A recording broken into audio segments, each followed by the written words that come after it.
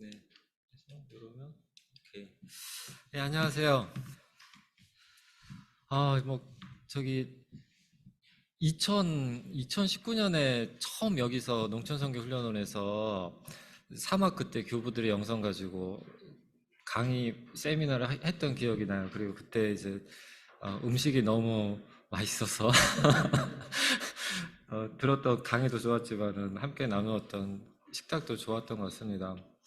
이번에 차영도 목사님께서 그 이제 저희 평등세상 모임 중에 갑자기 문명전환과 종교로 한번 봄에 와서 얘기 좀 해달라고. 그래서 제가 이랬거든요. 왜 그랬냐면은 너무 거대한 주제들이라 문명전환, 그리고 이제 관상적 영성, 이 관상과 활동, 관상적 활동, 활동적 관상, 너무 거대하고 너무 이제 거룩한 주제여서 좀 감당이 안 되더라고요. 그래서 황영겸 목사님하고 이메일로 준비하는 걸 주고받으면서 제가 제목을 제 마음대로 줄였습니다. 연약한 존재의 문명과 관상적 활동. 이 제목에는 이제 여러 가지 의미가 있어요. 지금 뭐 팬데믹이 결국은 산업성장 사회, 산업성장 문명으로 인한 인간의 고통이라고 하는데, 이 고통을 가져온 것은 결국 이제 강한 자들의 문명이잖아요. 강한 자들이 가진 자들이 좌지우지했던 문명으로 인해서 우리가 고통을 겪고 있는 것이기 때문에, 저는 이제는 그 강한 자들의 문명에서 고통받았던 연약한 존재들의 문명이 이제 강한 자들의 문명이 부딪힌 파국을 넘어서는 대안이 아니겠는가, 이제 그런 생각이 들어서 이 작은 새싹처럼 연약한 이제 작은 새싹을 이제 가꾸고 또 새싹이 되어가는 이제 목회 현장, 사회 현장, 그 삶의 현장에서 활동하시는 이제 목사님들, 뭐 선생님들의 경험과 말씀을 오히려 저는 좀 듣고 싶습니다. 그래서 연약한 존재 문명이라고 하는 이야기를 꺼냈고요. 그리고 이제 관상적 활동은 오늘 이제 이야기의 핵심이 될 텐데, 그러니까 항상 뭐 그리스도의 영성 전통에서 많이 아니라 대부분의 영성 전통에서 마찬가지로 긴장을 갖는 것이 뭐 명상과 활동, 뭐 이제 지혜와 자비, 그 뭐 영성과 윤리, 이런 긴장이 좀 있는 것 같아요. 그러니까 분리될 수는 없지만은 어느 정도 구분이 되고, 또 무엇을 더 중시하느냐에 따라서 우리 삶의 지향과 과정, 경로가 달라지기 때문에. 근데 이제 저는 이거를 이제 관상과 활동을 좀 불이적으로, 그 non 듀얼리스틱하게 구분될 수는 있겠지만 이제 분리될 수 없는 그좀 분리적인 걸로 좀 보고 싶어 해요. 그래서 관상적 영성이라고 하면은 이 제목을 주셨을 때는 이제 관상적인 영성도 있고 뭐 실천적인 영성도 있고 뭐 여러 가지 형태의 이제 영성이 있을 텐데, 그 중에서 관상 수행의 차원을 강조하는 영성의 말씀을 하신 것 같고요. 근데 저는 이제 그거를 관상적 활동이냐 활동적 관상이냐, 여기서 좀 고민을 했어요. 활동적 관상으로 할까? 뭐 관상적 활동으로 할까? 근데 사실 그게 같은 거거든요. 오늘의 이제 이야기 핵심 주제일 텐데, 그래서 관상적 활동은 활동적 관상이라고 하는 말과 좀 동일하다라고 생각하셔도 좋을 것 같아요. 그리고 뭐 본격적으로 시작하기 전에 사실 저는 이제 가운데 앉는 거 되게 싫어해요. 그래서 제가 한 8년 정도 그 명상 모임을 제가 코디네이터를 했는데, 이렇게 이제 쿠션을 놓고 앉으면은 제일 가운데 자리가 있잖아요. 그 자리를 제가 항상 비워놔요. 그러니까 저는 이제 제가 이제 종치고 뭐 읽고 다 하더라도 그 자리에 서는 게 책임지기 싫어서 그런가요? 겸손한 것 같기도 하지만 책임지기 싫은 것 같기도 하고, 그래서 가운데 앉는 거 제일 싫어하는데, 이게 제가 아까씩 옮기려고 했더니 붙여놨더라고요. 근데 저는 이제 카톨릭 영성의 영향을 많이 받았고, 뭐 이냐시오 영성의 영향이 사실 가장 깊은 것 같고요. 그리고 뭐 시튼 수녀에는 저하고 인연이 되게 깊어요. 그러니까 제 영적 멘토 중에 한 분이 김승혜 수녀님이시고, 김승혜 수녀님이 저 이제 종교학 공부할 때 지도 교수셨는데, 근데 제가 뭐 일 있어서 가거나 하면은 보통 이제 교수 학생 관계에서는 이제 비즈니스부터 하잖아요. 근데 우리 기도할까? 하셔가지고 제가 이제 유학 가기 전에도 한번 찾아뵀을 때 그 다락방에서 조용히 침묵으로 같이 기도하자고 하셔가지고 그게 되게 위로가 되더라고요. 그리고 그 엘리자베트 시튼과 시튼 수녀에도 굉장히 사회 참여적이면서 관상적이면서 또 이제 종교 대화적이기까지 한 이제 그런 이제 통합적 영성을 구현하고 계신 수녀님들이고, 그래서 오늘 이진영 수녀님 이제 오신다고 해서 고맙기도 하고 또 마음이 좀 놓이기도 해요. 그래서 이제 제가 못하는 이야기들을 수행자로서 해주실 것 같고, 우리 김호성 목사님도 저랑은 영상 이제 클럽도 하고 사회적 영성 기도 모임도 굉장히 오래 한 4년 넘게 같이 했고, 제가 이제 오히려 이제 관상에 대해서는 여쭤보고 제가 배우는 입장이고요. 그래서 제가 그 두 분에게 요번에는 제가 원고를 쓴 게 아니라 제가 그냥 오늘 강의를 하는 걸로 준비를 했어요. 그래서 강의 파워포인트를 두 분께 보내드렸는데, 두 분이 논찬을 제가 행간에 있는 이야기들을 안 했는데 모르실 텐데도 다 하셨는데, 뭐 김호성 목사님은 제가 하려는 얘기가 뭔지 다 아시는 것 같고 그리고 이지정 선생님께서는 놀랐어요. 그러니까 제가 이제 행간에서 말하지 않았던 부분들, 그리고 제가 좀 씨름하는 부분들, 마르타와 마리아라든지 이런 여러 가지 고민들을 짚어주셔서 이제 두 분 수행자 에서 제가 좀 말이 어눌하고 제가 좀 길을 잃더라도 두 분이 저를 잘 인도해 주시리라고 논차를 통해서 인도해 주시리라고 믿습니다. 그리고 그 무엇보다도 여기 농촌선교 훈련원 뭐 예수살기 한국샬렘 여기 선생님들 목사님들은 수행하면서 활동해 오신 분들이기 때문에 저한테 뭘 배우러 오신 거 아니죠? 예, 그래서 그냥 제가 마중물로 목사님들 선생님들이 관상적 활동에 대해서 풍부한 이야기를 나누시도록 마중물을 제가 조금 길어 올리는 걸로 제 역할을 다하는 걸로 하겠습니다. 그럼 시를 하나 읽고 시작하겠습니다.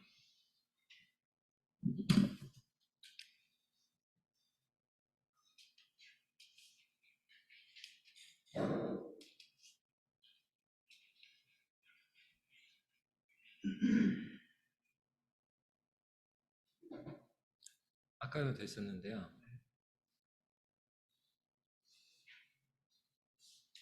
네, 됐습니다. 예, 김종삼 시인, 제가 굉장히 좋아하는 시인인데, 김종삼 시인의 시 묵화입니다. 물 먹는 소 목덜미에 할머니 손이 얹혀졌다. 이 하루도 함께 지났다고, 서로 발잔등이 부었다고, 서로 적막하다고. 이 시를 들으시면서 생각나는 다큐멘터리가 하나 있죠. 원앙소리. 예, 이제 저도 이제 오낭소리를 생각을 했어요. 이충렬 감독의 2009년 다큐멘터리죠. 여기서 이 최은순 할아버지, 그리고 이순상 할머니, 그리고 이름이 누렁이었나요? 누렁이가 무덤이 있어요. 이 다큐멘터리 끝에 이제 죽잖아요. 근데 무덤에서 1967년에서 2008년. 저보다 2살이 많은 형이더라고요. 거의 40년을 가까이 살았던 누렁이와 이 최원수 할아버지, 이순 할머니의 어떤 이제 공동체적 관계성, 그러니까 그 장면들 보게 되면은 이 할아버지가 다리가 아픈데 이 누렁이 이제 풀을 먹이려고 풀을 베러 매일 산을 올라가잖아요. 아픈 다리를 졸면서. 그리고 이 누렁이도 이 나이 든 소가 일 열심히 하고 나중에 죽은 다음에는 노인네들을 위해서 장작을 저렇게 많이 해놨나 보다, 나무를 많이 해놨나 보다 하면서 그렇게 기억하고, 그리고 농사를 짓는 분이 이 누렁이의 몸에 해가 될까봐 농약을 안 치잖아요.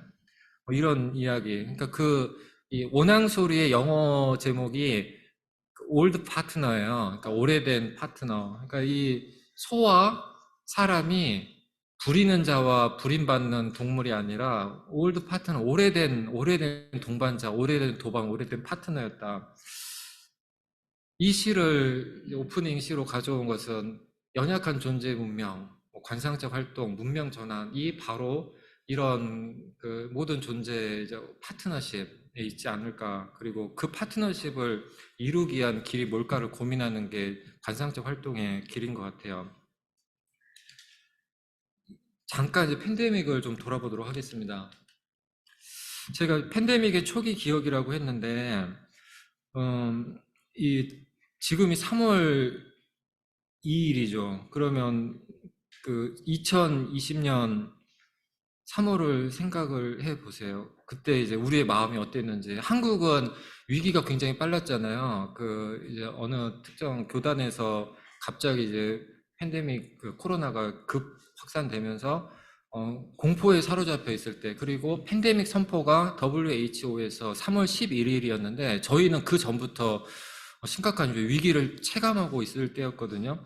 그때 우리가 경험했던 거, 그때 우리가 이제 이야기했던 거, 생각했던 거, 그 기억이 그 기억들의 어떤 문명 전환에 열쇠가 있지 않을까라는 거예요. 그러니까 항상 이제 초기 경험이 굉장히 중요하거든요. 그래서 뭐 세월호 참사 같은 경우도 처음에 한 2주 정도의 경험, 그 2주 정도의 어떤 완전히 하나가 되었던 경험, 그때는 정말 부자도 가난한 자도 없었고 보수 진보도 없었고 그냥 다 우리 아이들이었잖아요. 그래서 저는 뭐 지금도 가끔 그냥 장면들이 끊어져서 생각나는데, 그냥 신호등 횡단보도에서 서 있다가 앞에 이제 고등학생, 여학생들 한 두세 명이 햇살 비치는 데 서 있는데 막 눈물이 나더라고요. 그냥 이 아이들한테 막 미안하고 해서. 근데 한 두 주 정도에 저는 그냥 우리가 하나 됐던 경험이 있었기 때문에 아무리 뭐 정부가 뭐라고 하든 뭐 극우가 뭐라고 하든 이제 9년, 10년을 버텨가는 것 같아요. 그래서 지금 이태원 참사의 초기 기억을 만들지 않으려는 이 책임자들의 이제 의도들이 있었던 것 같아요. 근데 팬데믹도 마찬가지로 그 한 달 사이에 우리는 너무 놀라운 경험을 했죠. 아, 세계가 모든 존재가 연결돼 있다라고 말로는 해왔는데 이렇게 연결되는구나라고 하는 거. 부정적으로는 잠재적 위협이 되고 긍정적으로는 그 사람과 내가, 타자와 내가 함께 안전해지지 않으면 아무도 안전해질 수 없다라고 하는, 그러니까 두 가지 차원의 상호 어떤 연관성을 피부로 그냥 몸으로 체험했죠. 말 그대로 체험을 한 거죠. 그리고 이 자연에 대해서도 너무 경이로웠죠. 그냥 모든 것이 올스탑 되니까 하늘이 맑아지고 물이 맑아지고 그 야생 동물들이 이 마을을 돌아다니고 인도에서 보이지 않던 히말라야가 깨끗하게 보이고, 그때 그 장면들을 보면서, 세계에서 올라오는 그 장면들을 보면서 되게 미안하더라고요, 자연에. 왜냐면은 우리 뭐 일하다 보면 휴가도 있고 또 쉬기도 하고 안식년도 있고 한데, 자연은 그래도 어느 정도 인간과 좀 공존을 해오다가 산업혁명이 시작된 후 한 260년 동안은 자연은 한 번도 쉬지를 못했구나. 근데 우리가 뭘 할 수가 없으니까 자연은 비로소 260년 만에 처음으로 휴식을 취하는구나. 그거를 우리는 보았죠. 그게 이제 초기 기억이었고, 그리고 또 인상적이었던 바로 이 많은 분들에게 위로가 되었던 사건이면서 장면인 것 같아요. 이제 교황께서 이제 도시와 모든 세계에 위로의 말씀을 전했을 때 그 비가 내리던 성 베드로 광장을 홀로 조용히 내리는 가랑비를 맞으면서 걸어가셔서 위로의 이야기를 했고, 우리는 모두 한 배를 탄 사람들이다, 연약한 존재들이다 라고 했을 때, 홀로 있는데, 고립되어 있지 않고 홀로 있는데 모두와 연결되어 있는 가능성을 저는 이때 부활절 직전에 교황의 어떤 영적인 어, 모습에서 보았던 것 같아요. 그래서 그 후로 홀로 있다고 하는 것은 무엇일까? 그리고 함께 있다고 하는 것은 무엇일까? 그리고 함께 있는 여러 가지 방식에 대해서 우리가 배워왔던 경험이 있는 것 같습니다. 그리고 그 이제 뭐 유발 하라리 뭐 이런 분들이 이 재난을 통해서 우리가 더 열린 연대의 사회로 갈 건가, 아니면 국가주의, 민족주의, 고립의 사회로 갈 건가, 그 갈림길에 서 있다. 그리고 뭐 지젤 같은 경우는 이제 새로운 공산주의, 이전의 정치적 공산주의가 아니라 함께 생산하고 함께 살아갈 수밖에 없고 살아가야만 하는 새로운 공산주의가 도래할 것이다라든지, 뭐 아룬다티 로이, 이 팬데믹은 새로운 세계로 향한 문이다, 벽이 아니라, 그 여러 가지 문명 전환의 담론이 막 폭발을 해 나왔죠. 그래서 그때는 세상은 정말 바뀔 거라고 우리는 믿었고, 또 바뀌어야만 한다라고 안에서 올라오는 이제 충동을 느꼈고 해서, 비포 코로나, 애프터 코로나 얘기하면서 다시는 우리가 코로나 이전으로 돌아갈 수 없을 것이다 라고 우리가 한 달 동안 얘기를 했는데, 어떻게 됐습니까, 지금? 우리는 코로나 때도 주식 투자를 했고, 주택 투기를 했고, 암호화폐를 했고, 또 전쟁을 했죠. 쿠데타가 일어났고, 너무나 빠르게 우리는 과거를 회복하는 게 아니라 회귀하고 있다. 그러니까 경로 의존성에 따라서 다시 돌아가고 있는 거죠. 그렇다면은 이제 다시 한번 우리한테는 초기 기억을 갖는 거, 그러니까 코로나 초기 우리가 경험했던 거, 여태까지 살아왔던 것에 대해서 돌아서야만 한다는, 전환해야만 한다라고 이제 그냥 느꼈던 거. 그리고 새로운 세계는 보다 그 상호 존재, 서로 돌보는 생태 문명, 서로 돌보는 문명으로 가야 한다라고 생각했던 그 기억을 어떻게 회복하느냐가 이 회심의 어떤 문명 전환의 핵심인 것 같습니다. 근데 좀 이 우리가 처해 있는 좀 어려운 상황을 좀 더 보도록 할까요? 그 뭐 K 드라마 열풍, 오징어 게임, 뭐 지옥, 또 뭐죠? 그 우리들의 학교는인가요? 하고 또 그 수리남 이런 거 보면은 그 제가 외국 친구들하고 세미나하는 게 몇 개 있는데 되게 재밌어요. 하면서 신기해요. 한국이 도대체 어떤 사회길래 이런 드라마가 만들어지느냐? 극단적인. 그리고 또 하나는 한국 기독교 도대체 진짜 이상하잖아요. 그 지옥에 나온 기독교도 이상하고 수리남에 나온 기독교도 이상하고 여기 오징어 게임에 나오는 이제 기독교인 참가자 이 되게 이상하거든요. 그러니까 이제 한국은 아주 극단적으로 불평등한 사회, 그리고 그 사회에서 기독교는 굉장히 그로테스크한, 괴기한, 기괴한 종교라고 하는 인식들이 있는 것 같아요. 그래서 이 문화가 반영하는 것이 우리 삶의 현실일 텐데, 이 신자유주의가 그 나타내는 이제 아무도 남을 돌보지 마라, 극단적 개인주의죠. 그리고 살아남는 자가 강한 자다, 생존주의. 이거는 이제 능력주의가 아니에요. 그러니까 능력 있는 자가 살아남는 것이 아니라 살아남는 자가 강한 자죠. 강한 자가 살아남는 자가 아니라 살아남는 자가 강한 자고, 살아남기 위해서는 무엇을 해도 되고, 그래서 이제 능력주의를 넘어서는 생존주의라고 할 수가 있겠죠. 물질주의, 화폐의 노예가 내라, 이건 뭐 심각하죠. 그 2021년에 퓨어 리서치 포럼에서 그 What makes your life meaningful? 당신의 인생을 의미 있게 하는 게 뭡니까?라고 하는 그 설문조사를 17개 선진국에서 했어요, 대상으로. 근데 그 중에 이제 17개국 중에 14개국에서 1위로 나온 답은 패밀리, 가족이었거든요. 유일하게 머티리얼 웰빙, 그 물질적 풍요를 선택한 나라는 한국입니다. 그리고 다른 나라, 이제 그리스, 스페인 이런 데가 건강, 커뮤니티 뭐 이런 걸 좀 스페인이 건강, 타이완이 소사이티, 커뮤니티 뭐 이런 걸 했던 것 같아요. 그리고 또 한 가지, 뭐 근데 이거 굉장히 유명한 얘기인데 한 가지 좀 주목하지 않는 것이 있는데, 한국인이 그 당신의 인생을 의미 있게 하는 것이 무엇입니까?라는 거에서 종교가 몇 프로인지 아세요?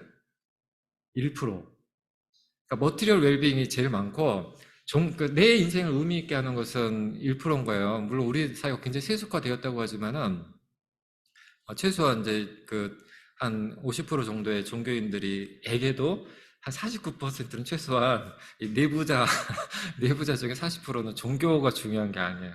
머티리얼 웰빙이, 물질적 풍요가 더 중요하다는 거죠.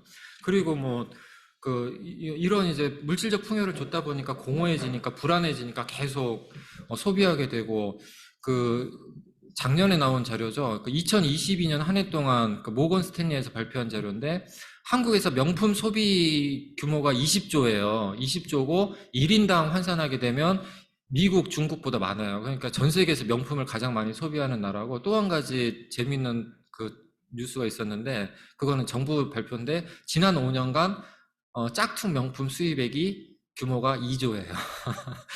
그러니까 짝퉁이든 명품이든 이 공허함을 소비를 통해서 달래고 있는 게 우리 삶의 현실, 물질주의인 것 같습니다. 그리고 소비주의 뭐 말할 것도 없고요. 이런 이제 그 불안과 외로움의 팬데믹, 신자유주의가 지배하는 방식은 뭐 강제가 아니죠. 강제로 뭐 소비하게 하고 강제로 물질력을 갖게끔 하는 것이 아니라 그냥 공모자로 만들면서 유혹해서 공모자로 만드는 거. 이 오징어 게임에서 001번 그 오일남이 에게 4, 5, 6번 성기훈이 이제 찾아가서 진실을 알고 항의를 하잖아요. 그러니까 이 오일남이 이렇게 얘기합니다. 나는 아무에게도 이 게임을 강요한 적이 없어. 자네도 제 발로 다시 돌아오지 않았나. 우리 삶의 어떤 많은 고통들이 자발적 공모를 통해서 우리가 다른 세계를 상상하지 못하는 문명 전환을 상상하지 못하기 때문에 이렇게 이루어지고 있지 않은가, 그걸 좀 살펴봤고요. 그리고 두 번째는, 다음은 이제 여기 김한 선생님의 죽은 자의 집 청소, 제가 굉장히 열독을 했어요. 저한테는 굉장히 아프기도 했었고 생각할 걸 많이 주었어요. 그리고 특히 이분이 이제 종교에 대해서 특히 말씀을 하지 않으셨지만은 그 죽어가는 이들의 삶에서 종교 내지는 영성, 치유가 관상에 어떤 의미가 있을까 보면은 이분이 이제 죽은 자 자살하거나 이런 분들의 집을 청소해주는 특수 청소부거든요. 그래서 어느 한 여성의 집에 갔는데 그 여성의 이제 집에서 책 몇 권을 발견했는데 그 책 제목이 아무것도 하지 않을 권리, 참 소중한 너라서, 행복이 머무는 순간들, 아주 조금 울었다, 내 마음도 모르면서, 다 이제 자기계발서, 치유, 영성, 이제 그 힐링 이런 책들이죠. 근데 이제 그런 책들이 그분에게 아무런 힘이 되지 못했기 때문에 스스로 삶을 마감하셨겠죠. 그러니까 우리의 이제 종교, 영성, 관상, 공동체, 종교적 공동체, 이게 뭘까를 계속 고민하게 해준 이 글이었어요. 그러니까 가장 아픈 사람, 가장 그 슬퍼하는 사람 곁에 영성이란, 관상이란, 기도란, 그런 고민을 좀 해봤죠. 근데 그렇게 보면은 오늘의 종교 현실이 그렇게 낙관적이지는 않습니다. 이제 우리가 신의 3대 속성, 4대 속성 얘기하잖아요. 기본적으로 전지성, 모든 것을 아시는 분, 그리고 전능성, 모든 것을 하실 수 있는 분, 그리고 편재성, 어디나 계시는 분, 그리고 이제 근데 여기서 이제 기독교든 이슬람이든 하나가 더 있죠. 전적인 사랑, 옴니 베네볼런스, 전적 사랑이라고도 해도 좋고, 그러니까 전지전능하고 모든 곳에 계신 하나님이 전적으로 선하신 분이에요. 얼마나 다행이에요. 근데 만약에 전지전능하고 편재한데 사랑은 없는 신이라면 그 신은 어떤 신일까요? 공포의 신이겠죠. 그런 신 영화가 하나 있어요. 그게 그 노마엘 감독의 이웃집에 신이 산다라고 하는 영화 보셨을 거예요. 그 프랑스 영화인데, 벨기에 감독이 만든 프랑스 영화인데, 그 영화 보면은 브뤼셀에 아주 고약한 신이 있거든요. 세계를 창조해 놓고 인간을 골려먹는 재미로 사는 신이에요. 그래서 이 laws of annoyance라고 해서 이제 짜증의 법칙이라고 하는데, 그 영화 보셨어요? 아시겠어요? 빵을 잼을 발라가지고 바르고 있다 빵을 떨어뜨리면 꼭 잼이 묻어있는 쪽이 땅에 떨어진다라든지, 그리고 시장 가게에서 줄을 서 있는데 항상 내가 줄을 설 때마다 옆에 줄이 빨리 요런 게 이제 이 신이 만든 이 짜증의 법칙, laws of annoyance죠. 그리고 자기 아내인 여신과 아들이 제이시, 지저스 크라이스트, 그리고 딸인 에아를 학대하여 폭언과 폭행과 아주 지독한 신이에요. 그러니까 이제 에아가 이 신에게 이제 반항을 하고 신의 컴퓨터를 망가뜨려 버리고 세탁기를 통해서 세상으로 나와가지고 난폭한 신이 아닌 사랑의 신의 세계를 재창조하겠다. 그래서 오빠인 지저스 크라이스트 제이씨가 12명의 제자를 모았잖아요. 그래서 엄마 여신이 18명의 완전수다 해서 6명을 더 모아서 세상을 바꾸는 얘기입니다. 그래서 프랑스 원제는 브랜드 뉴, 그러니까 이제 완전히 새로운 신약 성서라고 하는 거거든요. 그러니까 그런 신, 전지전능하고 편지하지만 사랑은 없는 공포의 신이 바로 신자유주의죠. 신자유주의는 the market knows the best, 시장이 가장 잘한다. 그리고 마켓이 모든 것을 해결할 수 있다. 그리고 이 신자유주의는 어디에나 있죠. 심지어 아직도 공산당이 통치하고 있는 중화인민공화국에서도 국가 신자유주의가 사실 실행되고 있죠. 그러니까 신자유주의가 없는 것이 없죠. 그 또한 신자유주의 영역이 아니었던 종교, 교육, 예술, 윤리, 여기까지도 다, 심지어 시민운동과 사회운동까지도. 그러니까 저항 주식회사라고 하는 책이 있어요. 얼마나 이제 세계 이제 그 시민사회 단체들이 이 자본과 타협하고 있는지를 비판적으로 보여주는 연구서인데, 그런 내용들을 보게 되면 신자유주의는 이런 유일 절대신이 지금 되어 있죠. 그래서 유발 하라리는 추종자들이 그들이 하도록 요구받은 것을 실제로 행하는 역사적 최초의 종교다. 이 말이 무슨 말이냐면 만약에 그리스도인이 그리스도의 가르침을 그대로 따라 사는 사람이라면 그리스도인들 중에 그리스도인은 얼마나 될까요?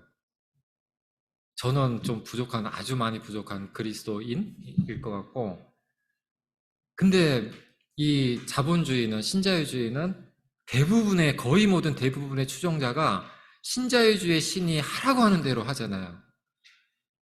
뭐 하라, 뭐 이제 경쟁해라, 남 생각하지 말고 일단 물질부터 챙겨놔라. 가장 철저한 신도, 가장 헌신적인 신도를 가지고 있는 집단이 신자유주의라고 하는, 바로 그렇기 때문에 이런 신자유주의 신의 세계에서 영성이 흔들려 왔던 것 같아요. 그래서 뭐 영성의 사사화, 뭐 개인화된 거죠. 내면화된 거고, 영성의 상품화, 영성의 영성화, 영성의 정치화, 이런 모든 부분들이 지금 우리가 영성과 관상을 이야기하는 삶의 현실에서 이루어지고 있는 것 같습니다. 뭐 이제 영성의 상품화 한 가지만 얘기하면, 옆에 제가 그 이제 달러 위에 명상하는, 좀 과장된 것 같지만 실제로 2014년에서 2016년까지 그 데이비드 린치 재단이라고 트랜센달 메디테이션, 그 초월 명상 하는 데 있잖아요. 거기서 그 실제 통계 자료가 있는데, 그 2년, 약 2년여 동안 한 2,500명 정도가 그 TM 명상에 참여를 했는데, 그 중에 57%가 그 월스트리트 출신이라는 거예요. 그러면 이분들이 이제 그 무력을 내려놓고 그 이제 좀 무수의 삶을 살아야겠다라고 명상한 것 같지는 않고, 어떻게 하면 이 초긴장의 전쟁과 같은 주식과 헤지펀드와 이런 금융 자본의 세계 속에서 더 명료한 정신으로 어떻게 더 많은 돈을 벌까를 위해서 명상을 하셨겠죠. 그게 이제 영성이 이 그 자본주의 종교를 재강화하는 데 사용되고 있는 것 같습니다. 그리고 뭐 헨리 나웬, 제가 굉장히 좋아하는, 많이 인용하는 말인데, 그 헨리 나웬이 그 에일대 교수를 그만두고 남미 페루에 가서 구티에레즈 신부와 해방신학 실천을 하면서 가난한 페루의 민중과 지내면서 그 북미에서의 자신의 어떤, 그리고 자기와 함께했던 사람들의 영성이 spiritualized, 그러니까 my spirituality was spiritualized, 나의 영성은 영성화되었다라고 하는. 근데 이게 굉장히 뭐 형용 모순인 것 같은데, 왜냐하면 영성의 의미를 다시 볼 수도 있으니까요. 근데 영성이 영성화되었다는 것은 무엇일까? 이제 우리 그 사회적 영성, 그리고 세상 속에 책 있는 영성을 고민하는 사람들의 과제인 것 같습니다.